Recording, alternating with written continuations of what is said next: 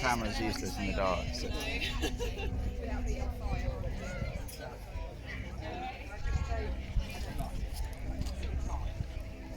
That looks like just like meditation. So again, I'll do that.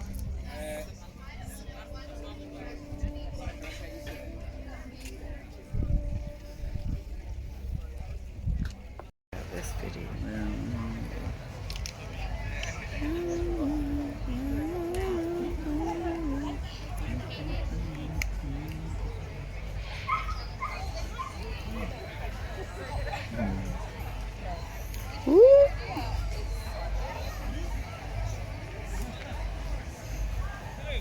Because it just lit up this incredible passion in me to just share this amazing thing that I could not believe that people didn't know about and how simple it was.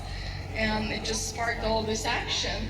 And that's just a chain reaction that everyone can do. Just even if you don't do like videos whatsoever, like I have so many people that have come up to me and say like, you've made me vegan and now I'm this like activist, and just so many incredible people, and it just blows still my mind every single day. And I'm so grateful to be able to be a part of someone's journey in veganism.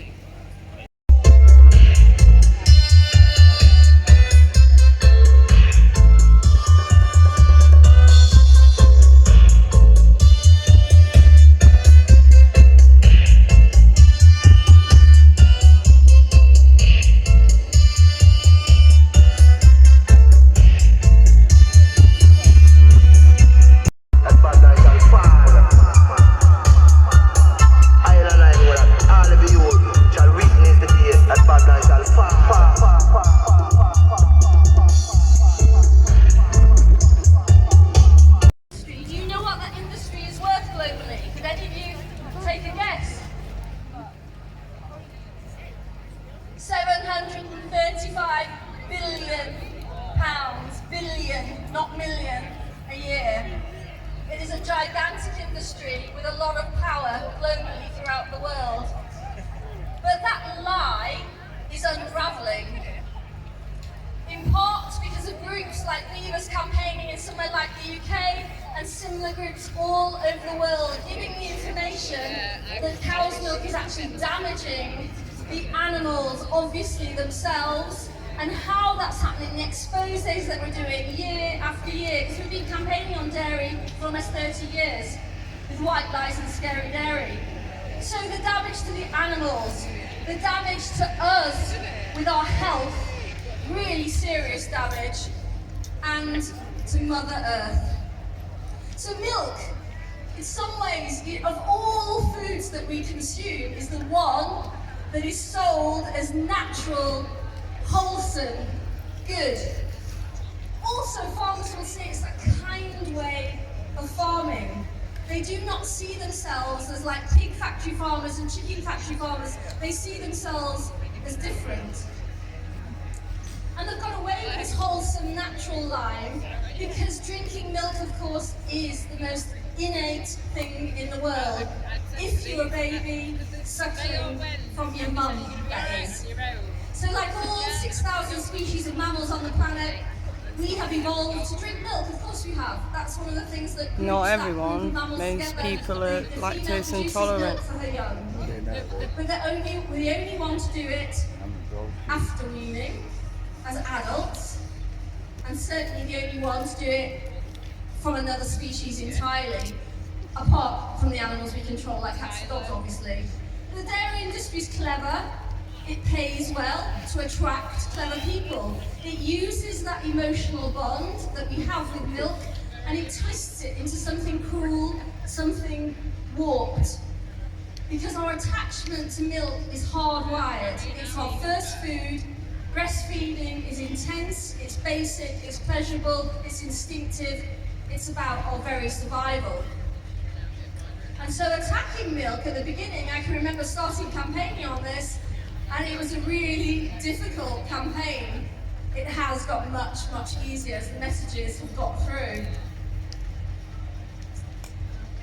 So, if you're speaking to your friends, you can tell them, in fact, that, if they want to consume mammal's milk, it'd be much more natural to suckle from an adult woman who's just given birth, because at least she's the same species, than it would from another species entirely. And you might feel uncomfortable saying that, and let's hope they feel uncomfortable hearing it.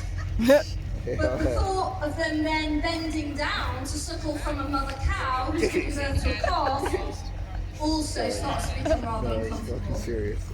Trainers, you can get the muscles, there's no problem. You look in the mirror and you think, this is very sexy. You've still got the same head. And what the medicine seemed to be saying to me was, you didn't need to do that. You're enough. You are enough. And I thought, this is the great wisdom. But then at the end of another ceremony, I realized I didn't have my glass on. I thought, I'm not enough, I can't even see. 1,000 years ago, I would have just walked off a cliff.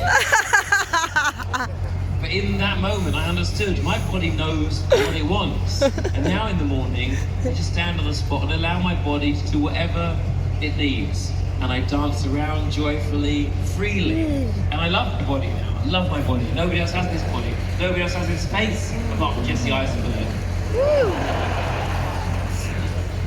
And then, right near the end of the ceremony, I find myself called to take all of my clothes off. Yeah. And my finger, beyond my control, makes its way towards my perineum. Oh, by the way, I also recommend talking therapy. I find myself pressing my finger into the perineum, and a vision occurs of a new hole opening up. I feel called to press my finger into the hole, and it's so pleasurable. I start making these loud orgasm sounds, which are so loud, the lady next to me in the circle says, and I feel a bit bad for her, whatever she's experiencing, but in that moment, I'm just in such a shame-excavating time, I just turn to her and I say, this is nothing to do with you. And I find myself just feeling so joyful and free. I dance around naked a bit more, I bang my own chest, I slap my naked bum, I make wild animal noises, and then somebody comes over and says, Simon, just so you know, the ceremony is finished.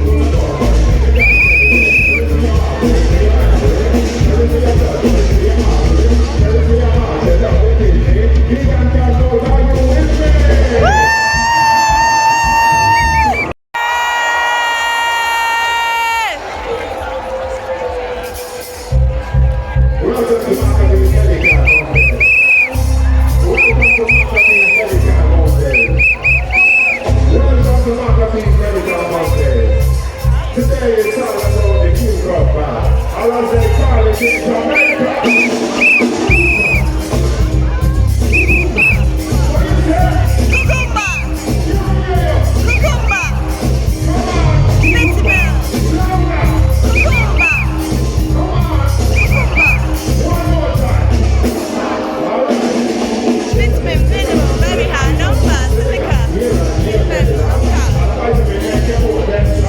Anti-wrinkle, make you look younger. 95% water. Give me very good thing, don't be a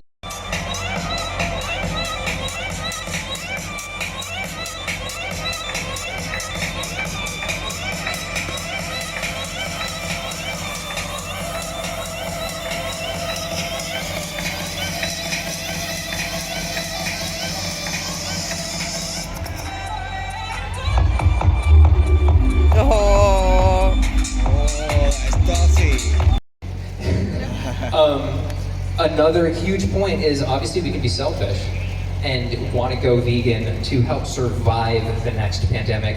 And that brings me to the British Medical Journal study on 6 countries that I don't want to use a bad euphemism of beating a dead horse. Is there another one that's more vegan?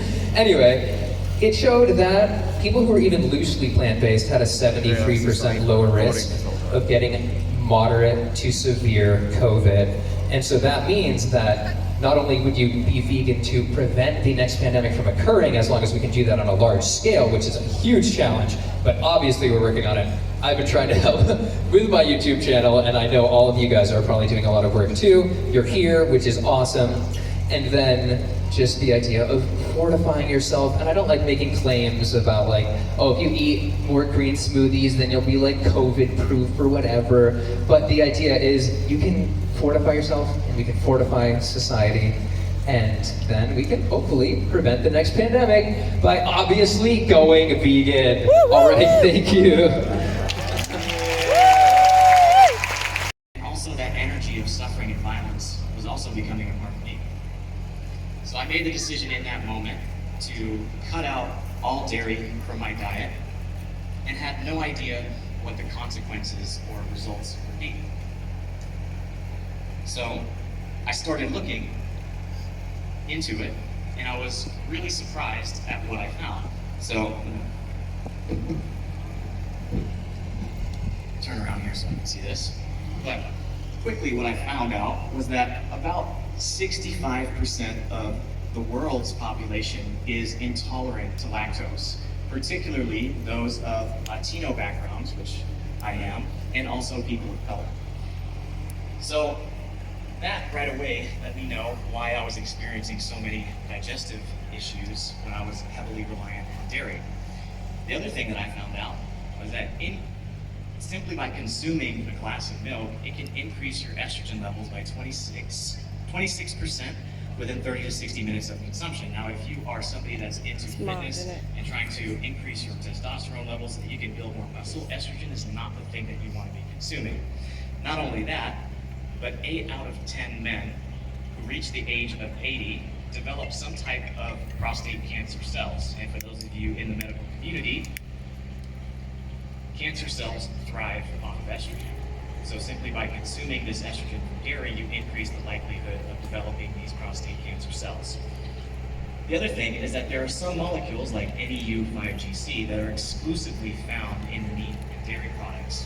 And whenever you consume them, your body recognizes these as a threat and produces inflammatory compounds that keep you at a chronically inflamed state. So if you're drinking or consuming dairy products or meat products in the morning, and then for lunch, and then for dinner, and then snacking, you're in this constant elevated state of chronic stress and inflammation, which reduces blood flow and reduces your ability to recover from something like intense heavy bodybuilding. So what I did was eliminate those sources of dairy and those calories that I was consuming from dairy and simply replace them with eating more plants. And what I found was that plant-based diets reduce the risk of prostate cancer by up to 35%. They also contain fiber and antioxidants, all of which help us recover. And right away, I noticed a huge difference in my body's ability to recover. So much so that my skin cleared up, my acne went away, my digestive problems went away, and I was able to put on muscle and I was breaking PRs in the gym. So with all of that new information, I was making, like I said, a lot of progress, and my body reflected the new progress that I was making. That somebody suggested, hey, you should do a bodybuilding show. People want to know how you ate and how you trained. And whenever I would answer these questions, people were blown away by the fact that I was able to do this without consuming any meat or dairy, which are both staples in any traditional bodybuilding diet. So what do you think the most common question that I was asked after people? Where'd you get your protein from? Right? Where do you get your protein? I'm sure every single one of you have heard it at least one time in your life after telling somebody At least one time a day. So what about protein? I was also confused whenever I first started looking into this because there's so much misinformation about how much protein we actually need. We are marketed and told by different supplement companies, by magazines, by online blogs, by different influencers, all telling us how much extra protein we need in order to build muscle. So what does the science actually show? So the USDA recommends that an average sedentary person, just your normal average healthy person, requires about 46 to 56 grams per day. If you've never tracked calories or looked at the back of a nutritional label, you might be asking yourself, what the heck does that mean? So just for context, 3 cups of cooked lentils has 54 grams of protein.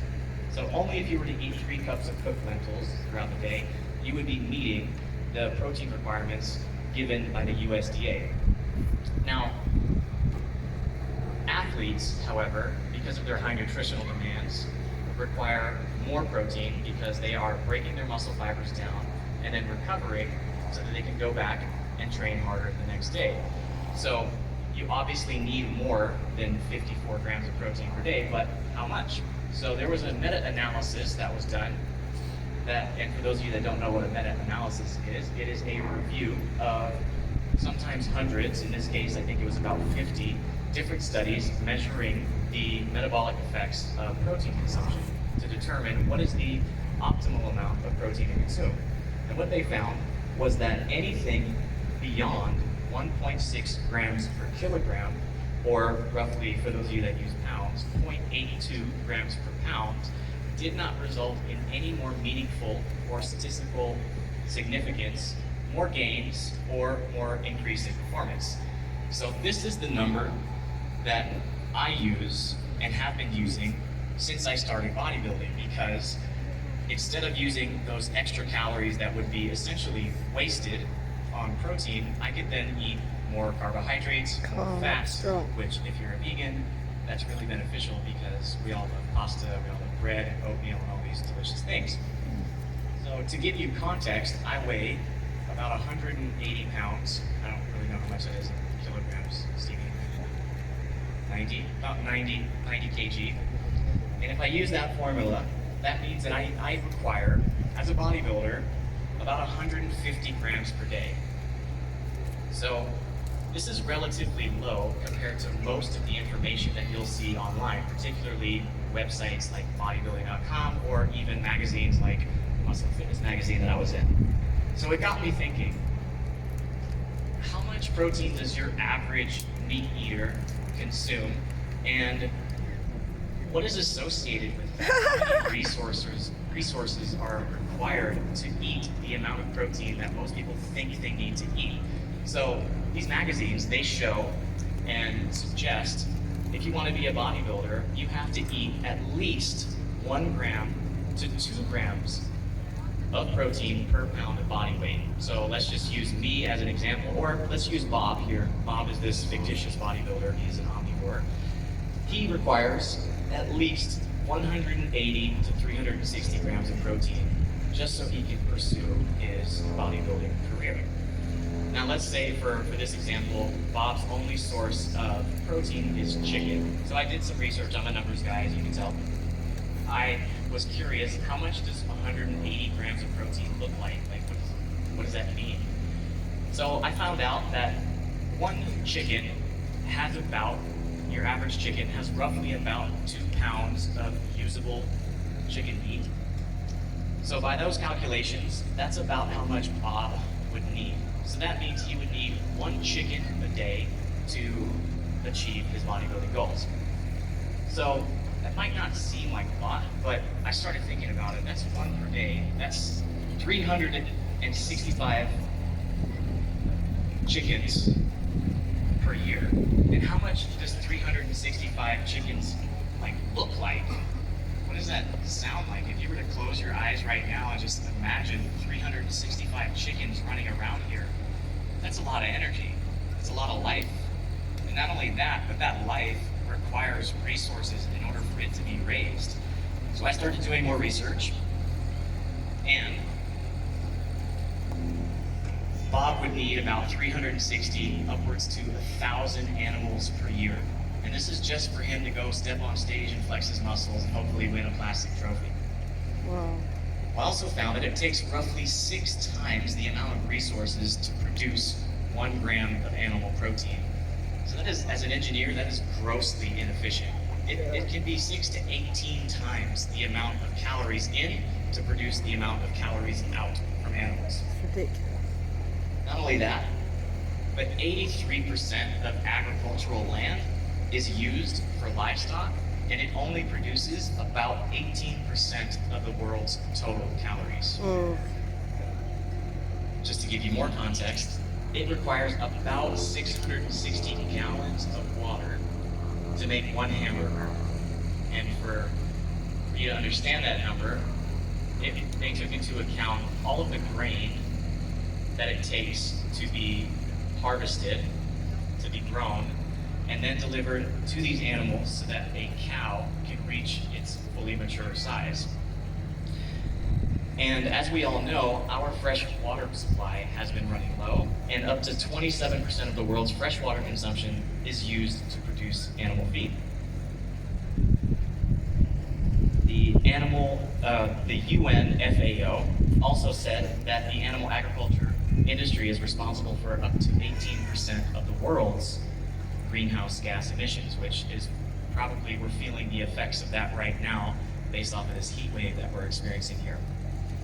So then what does the vegan bodybuilding counterpart look like? If I'm a vegan and I don't eat any chicken or animal products, what impact does that have on the world?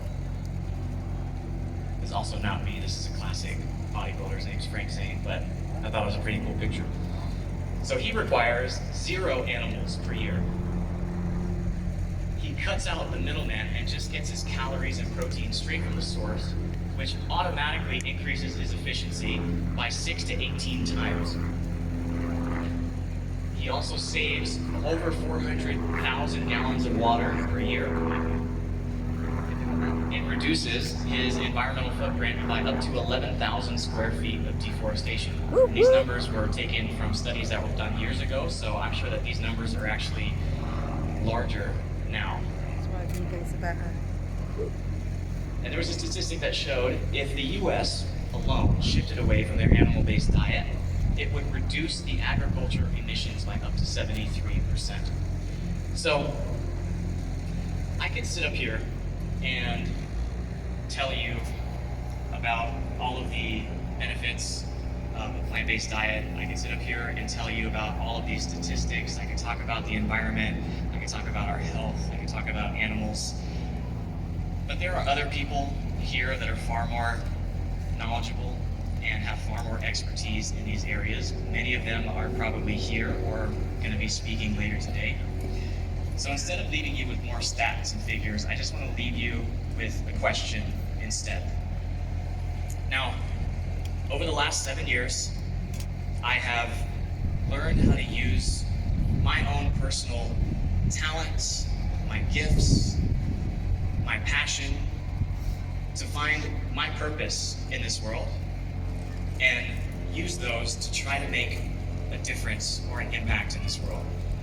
Since leaving my engineering job in 2017, I've personally coached over 20,000 people online and have reached and educated millions of people online. And the information that I share literally saves humans and non-human lives and creates a ripple effect that hopefully makes the world a more compassionate place.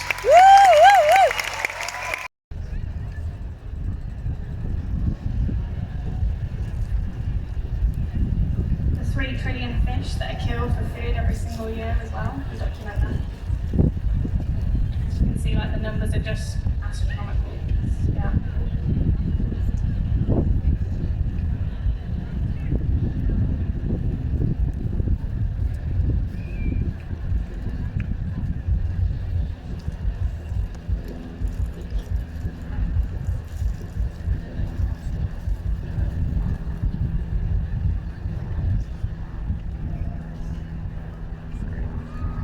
We document the animals used in the pet industry, so you can see here an image of a fish. This was documented in Vietnam, and this was a motorbike that just had bags and bags of fish just hanging off the side.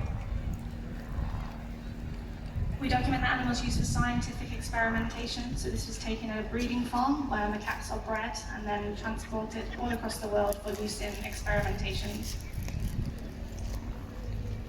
We document the animals used for fashion. So these are actually silkworms, and in the silk industry, silkworms are actually bored alive so that their cocoons can unravel and then we can take the silk from them.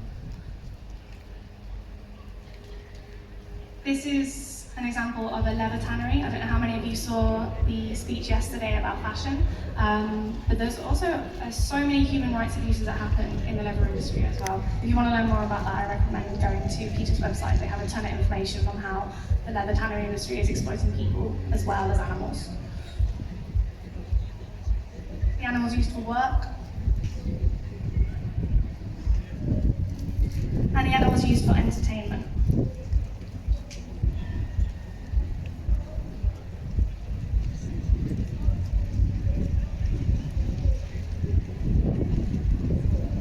So this is a photograph of jars in Vietnam, where these are animals in jars of alcohol, and this is completely fueled by tourism. So us, essentially, when we go to places like Vietnam, and we want that thrill, that exciting thrill.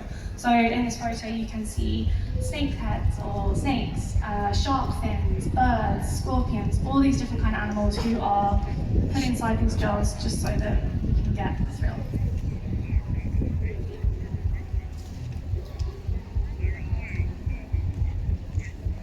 But it's a really exciting time to put animals in photojournalism. For me personally, I was really inspired to start this work by other photographers in the movement, including Joanne MacArthur, who is the founder of the animal photojournalism photo agency, The Animals Media.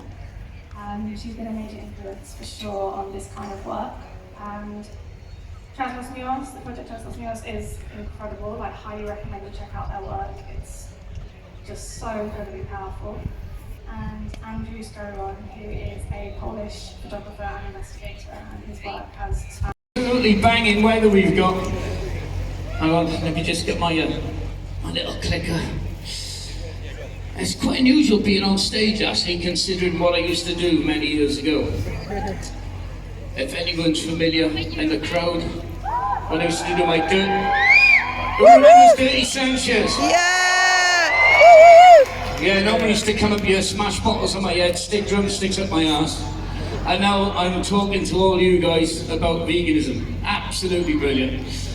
Anyway, I'm going to start my presentation off with, in 2015, my life changed. I went vegan. Something I thought I never would do, but I'm so glad that I did it. Wow, I know. Social media comments. Obviously, once you go once you go vegan, you tell everyone on social, I've decided to go vegan, and I'm sure you all in this crowd know exactly the kind of comments you get on social media, what you want to do that for. Weirdos are vegan, where you're going to get your protein from, the absolute obvious, and where you're going to get your nutrients. And the last thing you want to be is vegan, considering all the endurance challenges you do. You'll be weak and become ill. So for me, I made it my mission to prove to everybody that just because I'm vegan, it doesn't mean that I'm weak and hopeless. Ironman. The triple Ironman is constant. It's not one Ironman every day for 3 days. It was continuous. So it was a 7.5 mile swim, a 336 mile bike ride, and a 75 mile run. Now that took me 49 hours, and I had 20 minutes sleep. Well, actually I started falling asleep on the bike and almost ended up in the bush.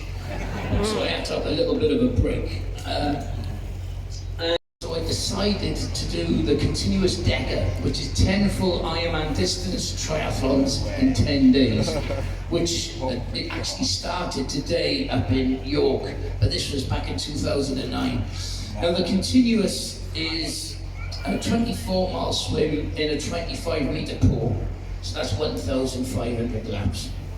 Like literally you've got to block the pain out and just keep going. And as soon as you get out of that pool, you jump on the bike, and the bike is a 1,120 mile bike ride in a 7 mile loop. So you're going around in circles for 7 miles until you clock up that 1,120 mile before you go to the run. Now that bike ride took me 5 days, and that was 21 hours a day on the bike with 3 hours sleep, and then back on the saddle again. But going back on the saddle, excuse my language, my undercarriage, I had no skin left, it was red raw, but I had to look after that because if it got infected, it was game over. So luckily I had a crew, and every single one of them refused to put cream on my gooch. So I had to do that myself. But as soon as I got off the bike, I started a 262 mile run, which is around a 1 mile lake. So I just ran in circles for 260. That has all helped me on this self-care journey. As well as that, I love to exercise, and it really just puts me in great stead. And what I found is when I'm taking care of my home, when I'm taking care of me, my body's my home, I'm able to have a much better communication and discourse with people that may not share the same opinions with me, rather than just trying to slam all this information down their throats and then just getting a little bit angry and it's turning into an argument. I'm finding that when I'm at peace within, I can have a lot more patience with other people when it comes to talking about the vegan lifestyle and things like that. And if that doesn't work, I just cook them some really nice food. So guys, if you're struggling to try and get through to a close family or friend that doesn't really know, or is not receiving your information very well, sit them down and cook them one of my recipes. And I promise you, they'll be turned on to the idea of veganism. Down, know that if you're eating these amazing whole foods, especially if it's organic, and even better if you've grown some of it yourself, you are on the elite diet, so don't ever let anyone tell you you're not. I actually have a question. Okay, so as you can see, as a very well-dressed human, you always have been. When you went vegan, I know you like saw loads of trainers and stuff. Was that hard for you? You know, transitioning into more of a whole vegan lifestyle, not just food? That's a good question. I mean, it feels like a lifetime ago now, actually, when I was thinking about, oh no, these shoes are leather and whatnot. But I think having gained a little bit more wisdom, I think I should have used a bit more common sense when I first went vegan and not thought, oh, let's just get rid of it. I mean, everyone's different, but I could have not stressed so much, really. I was more scared what people would think about me if I was wearing my own leather shoes, when I should have just used some common sense. And at the end of the day, guys, there is a set of rules that a vegan lifestyle entails, and you may not agree with me, but all we can do in this world is do our best. You know, so if there's one thing that you feel kind of guilty about, just do your best. You don't live in a vegan world just yet, but all we can do is do our best. But nowadays it's a lot easier in terms of buying various different clothes, and nowadays I try and buy as much vintage clothing as I can. It's cooler. Sneakers and trainers, I do love shoes, and there's now so many more options actually. There's great pages on Instagram to follow for updates on that. One is called the Air Vegan. Check them out if you want to find the coolest shoes. Good answer. Okay, we have time. Of parental guidance, so to speak. I was speaking to this gentleman at UC Berkeley, and he started off by trying to tell me that only humans matter. Non-human animals don't matter. And then a little bit later he actually went, well, not just humans, elephants matter as well. I said, well, why elephants? He said, I don't know. I said, well, you said that every species of animal doesn't deserve consideration except for humans, and now elephants. So just tell me honestly, well, why is it that you think that? And he said, well, that's just the way that I've been raised. And he's from Kenya. And obviously the conservation of elephants, poaching and illegal hunting of elephants is a predominant issue in Kenya. And so it makes sense as someone who's been raised in Kenya to potentially care about elephants in a way that maybe many people in the world don't, because of the geographical environment in which they've been raised and the cultural aspects of the area of the world that they were born. And to me, this gentleman from Kenya perfectly summarizes how we don't really think about why we have the values that we do. I don't think anyone asked him why he cares about elephants before, because when I did, he just didn't know what to say. But isn't that interesting? When people think about their values and beliefs, well, when do we ever stop and think about those things? When do we ever say, oh, that's why I believe the thing that I do? Or that's the rationalization behind my values and behind my behaviors? We simply don't. We just live a certain way because we always have. We become unconscious in these habits and behaviors, and we never actually stop and go, hang on a minute. What am I doing? Why am I doing it? And should I be doing it? But then, every now and then, something breaks through for us. This is a picture of me taken in 2014, I believe, or 2013 actually. And I'm at an Empty the Tanks protest in London. This is taken in Leicester Square. Now, I wasn't vegan in this picture. I wasn't vegetarian in this picture. But I have a sign here campaigning to get whales and dolphins out of SeaWorld and out of aquariums. I actually had a jumper on with lots of different pictures of whales. I love whales, it is a lie. But I wasn't vegan in this moment. But the reason I was at this protest is because I'd seen a film called Blackfish. Now, what a film, right? Blackfish is such a good film. And I went to see it in the cinema. And Blackfish, for those of you who don't know, is all about this killer whale or an orca called Tilikum, who was in SeaWorld in the US. And Tilikum had killed one of the workers at SeaWorld. And so the documentary was exploring why that happened, and importantly exploring why SeaWorld and other aquariums are very, very cruel. Now, I've always been fascinated with the oceans. I mean, I say fascinated, terrified of the oceans. The oceans scare me so much. The thought of the deep blue sea and everything that lives in there and everyone who lives in there always terrified me. And I remember when I was younger, there was this TV series called Walking with Dinosaurs, which is great. And Walking with Dinosaurs. I love that. But there was one episode in particular which focused on this oceanic dinosaur. I can't remember the name, but they were terrifying. Say that again? Like Pleurodon. That's the one, by Plurima. I'm kind of a little dinosaurs there. It's great. It's They were scared when they were roaming our oceans. And I used to watch this episode, always terrified. And then as I grew older, I started watching shark films. Obviously, Jaws was one of the big ones that I used to watch. I used to love watching Jaws. I still do. It's a fantastically made film, and it's also about the shark, which is scary. Let's hold on to that moment. We'll come back to that thought in just a second. But I watched Jaws because it was about the deep blue sea and a monster living within it who wanted to kill people. And then, after I watched Jaws, I came across this film, Orca, the Killer Whale. Jaws with heart. It's a weird one, but actually, to be fair, the premise of the film is that a fisherman has killed this orca's pregnant mate. And so this orca decides to exact revenge on the fisherman who's killed their pregnant mate, so killed their baby and also their mate as well. And so there is a little bit of a message in there. But anyway, I watched this film because I thought, great, another oceanic predator who can scare me. Brilliant. I'd never really considered orcas. And then I found out about Blackfish. And Blackfish was a documentary about a real killer whale who had killed someone. Wow, that sounds right up my street. That will be terrifying to watch. And there'll be all these creepy underwater clips of killer whales and all the horrible things they do as oceanic predators. Wow, that will scare me. And it did scare me, but not for the reasons I expected. It scared me because I realized that what we do to these animals is absolutely horrific. And not only that, but my preconceptions of these animals was completely wrong.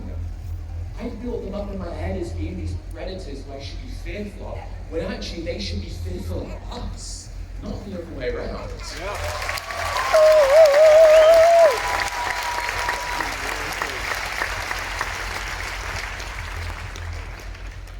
Now, I said that I like the film Jaws. I think it's okay to like a film like Jaws if we can detach from the reality of the film being fiction and great white sharks being nothing like Jaws. But the problem is, the representations of animals that we see actually impacts, influences how we perceive them and what we believe them to be like. Fundamentally, one of the most important ways that we justify what we do to animals is by giving them characteristics and traits that makes what we do to them seem not as bad as it actually is.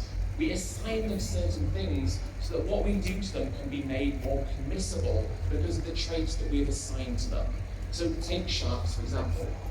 Jaws has scared millions of people, and it told millions of people that great white sharks are animals to be scared of.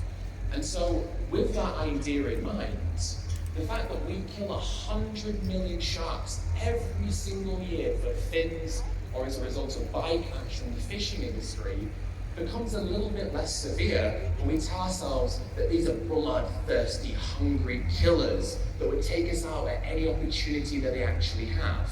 But in reality, they kill on average about 6 people every year, and mostly because they mistake us for being seals or prey, not because they want to kill us when they see us. But those representations of animals are so powerful in shaping the way that we then justify what we do to them. And this is, of course, very true for farmed animals as well. This is ID. Incidentally, because they're dairy farmers, they're already very good at it. Okay. Flash forward. The 14th of May 2014. So I've gone to a few empty the tanks protests. I'm starting to dabble in animal rights protesting, but I'm not vegan and I'm not vegetarian. I'm just caring about cetaceans at this very moment in time. And then I come across this story. Hundreds of chickens killed in M62 lorry crash. Now, this took my mind. It caught me by surprise, and I read the story.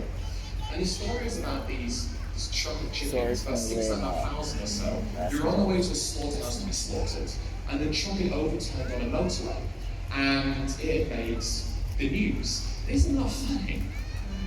We slaughter millions of chickens every single day in the UK, but then a truck crashes and it kills hundreds, and that makes the news. It's funny, isn't it? It's like, oh, hey, oh my God, did you hear about those chickens who died? So it's like, what are you talking about? Yeah, they were killed in a slaughterhouse. Vegans are so extreme. No, sorry. I meant they were killed on the way to the slaughterhouse, on the side of the road. Oh my God, those poor chickens. Oh God, when somebody think of the chickens. But funny enough, that was me. That was literally the conversation that I had with myself at that time. We'll come back to that in just a moment. I saw this post on Reddit the other day. It's talking about surprise. It's in a subreddit called Made Me Smile. And it says, firefighters are amazing people. Last week, we received a strange call, this is from the firefighters, but we were happy to be of service. This truck driver's truck broke down in Moberly while on his way to Iowa and was loaded with pigs. Due to the truck being broken down, he was unable to keep the pigs cool and was afraid they would die. We happily agreed to spray down the pigs to keep them cool. Not long later, they were up and running and on their way to Iowa. It was an odd ask, but we are always here to lend a hand. Oh my God. The cognitive distance on this is absolutely surreal, isn't it? The clothing is a part of the problem. The testing is a part of the problem. Fundamentally, the issue is not found within these things. These things are symptoms of the problem. The problem is our mindset, because it's our mindset that allows us to do all of the things that we do. It's our mindset of viewing animals as having such little worth that throwing them into a gas chamber to kill them all of a sudden becomes a fine thing to do. The mindset is the issue that holds us back. But the mindset is the thing that's been given to us since the day that we were born. And that's why it's hard to challenge people on these beliefs and behaviors. That's why something that should be so painfully obvious to anyone who is even just remotely a bit compassionate or rational becomes an absolute mountain to climb with certain people. Because we think that someone should just hear the information and change, but fundamentally we're challenging the very thing that drives their behaviors every single day in every single way. Their identity, their ego, and their mindset. And these things can be so hard for us to challenge. It can be so hard for us to actually address. This is a quote from James Baldwin, who was an author, a journalist, and also a civil rights activist in the US. The world changes according to the way people see it. And if you can alter even by a millimeter the way people look at reality, then you can change the world. Yeah. I like that quote. And the reason I like that quote is because it reinforces something really important to me. We often as vegans, and especially those of us who speak about veganism and talk to friends and family or engage in activism events, whatever it may be, we sometimes feel like we have this huge task on our hands where the person we're having a conversation with has to go vegan then. Because if they don't, then we've let the animals down. We've let veganism down, we've let the other people around us down who are vegan as well, and who want a vegan world. We place a huge burden on our shoulders to achieve something that often is going to be insurmountable in that moment. And the reason I wanted to tell you about all these different things in my life that have led me to this moment is to show that actually what we're forming is a massive puzzle. Our life and our story within our life is a puzzle that we're adding pieces to every single day. And from the moment we're born, the first piece of that puzzle is laid. And what that puzzle will look like in the future, we don't know yet. But what we can do is help people place pieces of their own puzzle down every single day. Because the reason that we're all here today is because of a series of events that has taken place throughout our life. Now we may think there was a catalyst moment, this one significant thing.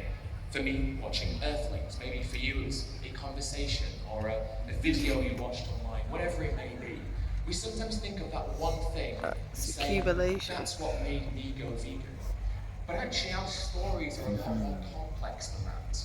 And all of these things that happen at every step of the way lead us up to being the people that we are in the moment where we watch Earthlings, or when we watch that video on YouTube, or we have that conversation with a friend or family family member, or whoever it may be.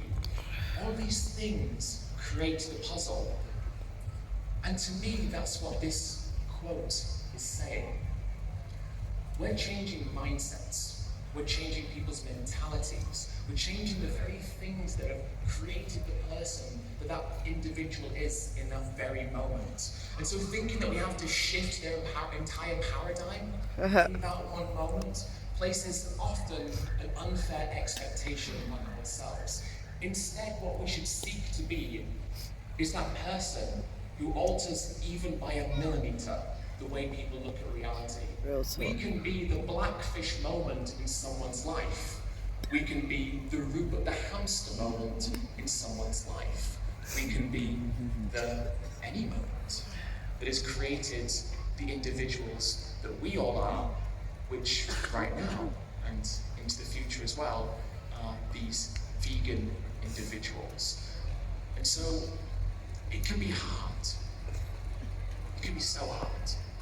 It can be hard because we're up against people like Martin Kennedy and Guy Smith and the National Farmers Union and Red Tractor and all of this propaganda that's been fed to us for decades. It can be hard because we try and ask for help from people who we would expect to want to help us in this movement, and they don't. It can be hard because we expect people in positions of authority, in businesses, in government, and in NGOs and non-profits. We expect them to do what they should be doing, which is give a damn about serious issues and actually follow the science and our moral intuition, and yet they don't.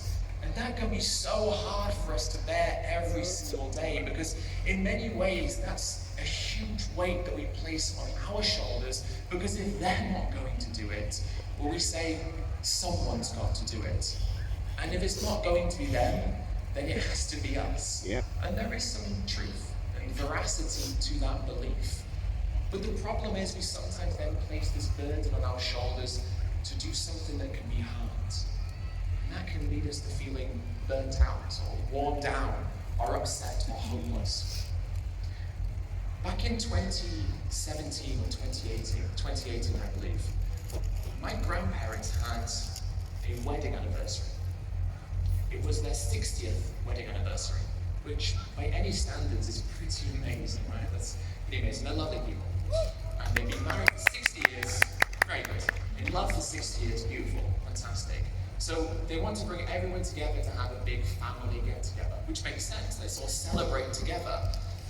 But the only issue is, I was the only vegan who was going to be there, and the vegan menu they sent me was, well, left a lot to be desired.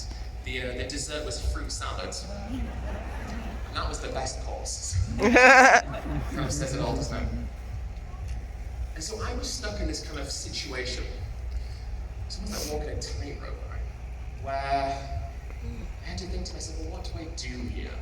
Do I go, smile, look happy, congratulate everyone, they're all tucking into dead pigs and dead cows, consuming their secretions, their exploited body parts? Or do I take some sort of ethical stand and say, I'm not going to partake in this? And I thought about it a lot. And there seemed to be no good answer to this question. On the one hand, I could betray my morals and smile through the pain of seeing a loved one doing something to what remains of an animal who was tortured and killed for them. Or I could be that awkward vegan who was militant and extreme and dogmatic and upset my grandparents on their special day of love.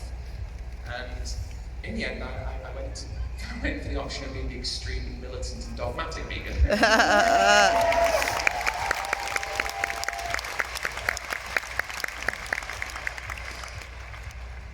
It's funny that you clap at that, because that makes me feel guilty in a way.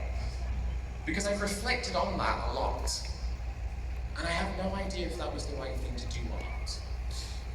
And this is what I mean by the tightrope that we walk. We always have to make these decisions. How should we be? Should we be that vegan? Should we say this? Should we say that? And there just never seems to be a good answer in that moment, because what is right is not always what is easy. And what is right might not always be what's so straightforward. Maybe sometimes it's not a good idea to cause an argument. Maybe sometimes it's not a good idea to upset your grandparents on their 60th wedding anniversary to make an ethical stance. But we just can't ever know what to do. And that's why veganism is so hard. Because not only have we got to take this burden that lies on our shoulders of knowing the reality of what's happening, but then we're then expected to walk an impossible tightrope of achieving two things at the same time, being amicable and being full of integrity. And that is really however hard it can feel, because we're going to leave in Campout tomorrow morning, and we enter back into a world where every stall isn't serving delicious vegan food, and every person here isn't celebrating something that should not even need to be celebrated. God, no offense to the organisers, but I can't wait for a day when we don't have vegan Campout, right? Because every Campout. Yeah.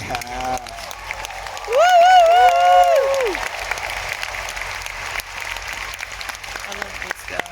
So beautiful. Thank you. But ultimately, like the tectonic plates that form our planet, the shift towards veganism is going to be created by movement of millimeters. But each millimeter is significant, and we should never doubt the power that we have in shifting conversations and people's mindsets, millimeter by millimeter. All right, guys. Yes. Thank you for listening.